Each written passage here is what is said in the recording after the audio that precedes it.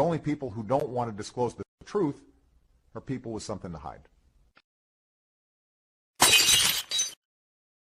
We determined that we needed to send a second team from Tripoli to secure the airport for the withdrawal of our personnel from Benghazi after the mortar attack. But were any of these U.S. military personnel not permitted to travel on a rescue mission or relief mission to Benghazi? They were not authorized to travel.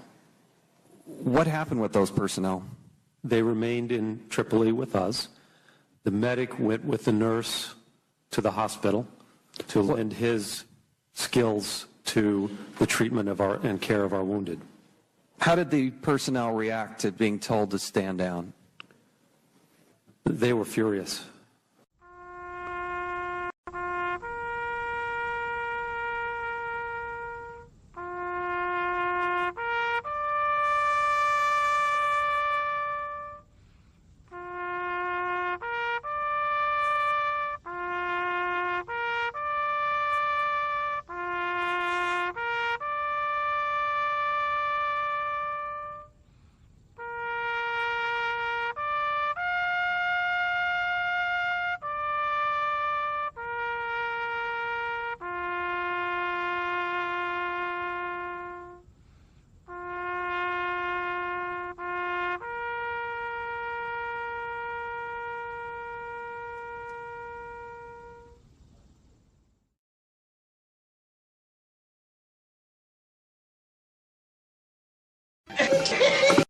Thank you for appearing, Secretary Clinton, and I'm glad to see your health is improving.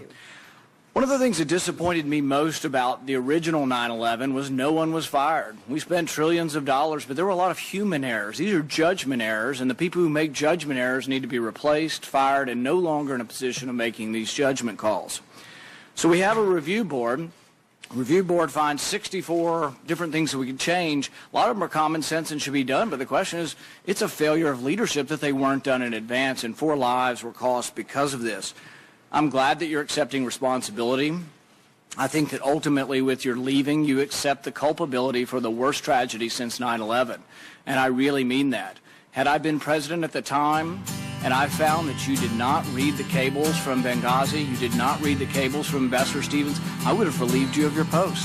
I think it's inexcusable. Like a phoenix ignition, like a crematorium, like a swelling volition from the barrel of a gun, from the ashes and the embers, like a rocket all ascend, like a cry gone up for a fallen friend, like a cry gone up for a fallen.